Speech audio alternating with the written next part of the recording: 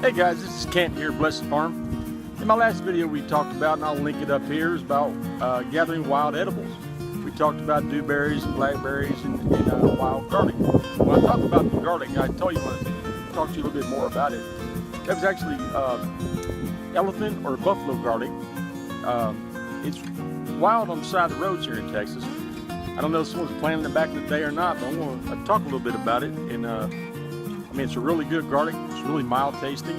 The bulbs, when they do make the balls, the cloves on them, you get about 4 to 6, really large cloves.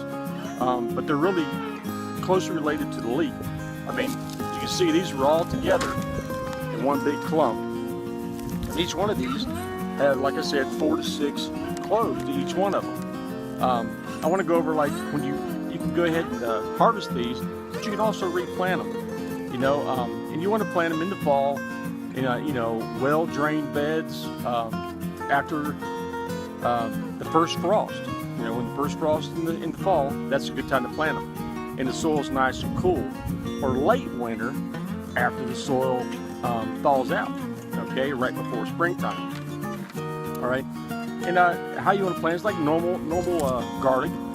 You want to get a sunny spot with real loose soil to about 12 inches deep. That's the kind of soil that you want.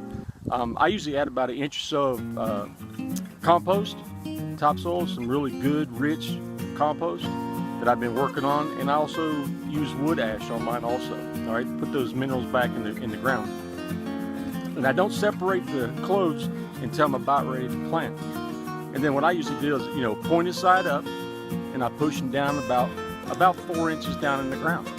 All right, and then I cover them up with some really good compost or leaves or grass clippings and that kind of thing, and just let them germinate and go on their way. Then when it comes to harvesting time and the storing part, okay, you're looking at summer, midsummer to late summer. Around here it's about midsummer when we actually harvest. And you really want to tell when the top of the leaves, like these right here, when the third of the leaves start to get brown and start to rot away, it's a good time to know that, hey, that garlic's ready to go. Okay. I usually loosen up the soil with a potato fork, poke it in the ground and pop. That way I don't, hit the cloves and damage them. I did on that one. I was using a shovel the other day on that video I'm going to link, and I hit it with a shovel and I broke one of them off. But that's what happens sometimes, right? And then you let it dry out. What I usually do is I lay it out kind of like I do my onions.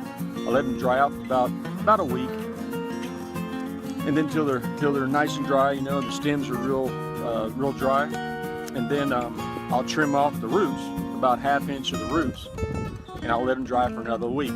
And after they're dry for 2 weeks, I'll go ahead and cut the stems off and be ready to store them. Okay, and there's different ways to store them. You can roast them and store them that way. You can dry them out and have them.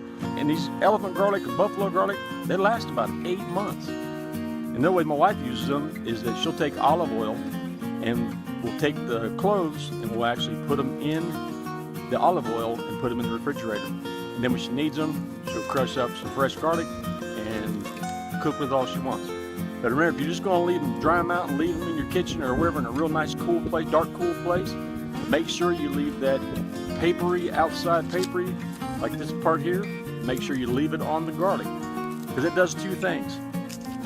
It actually helps bacteria stay out of it, and it actually helps it from it won't start sprouting, and it won't rot.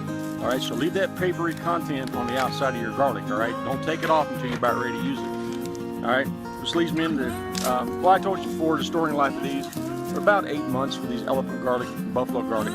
Okay. All right, now we want to talk about saving the bulbs. On this wild garlic, it makes some things like, they're called corms, C-O-R-M-S, corms. And when you dig them up, they look like little baby acorns or little cloves. And there's a bunch of them. This one here, on each one, had about 6 to 10 on each one of these bulbs.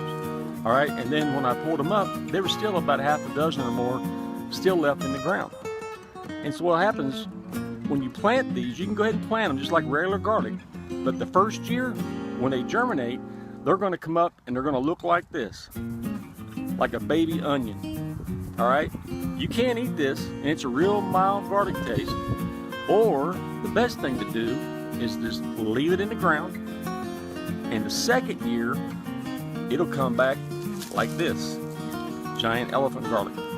They don't have individual cloves until the second year if you plant these corms. So you can't eat them, which will look like this.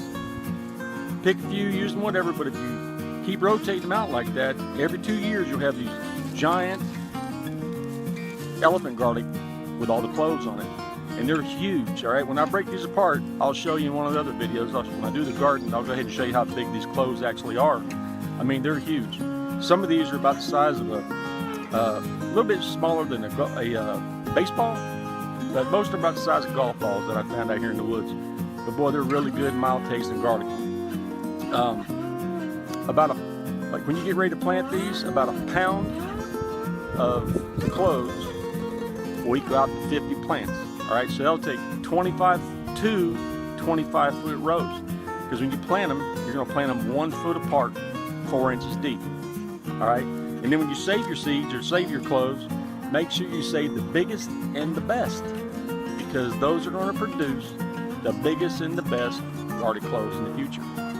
All right, so again, I just thought that was pretty interesting, and we really hadn't seen these corms until I got the wild garlic.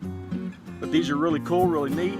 This is my first year of actually collecting these, and I'm going to plant them this fall, and I'll let you know how they do, and I'll show you how they do in the future.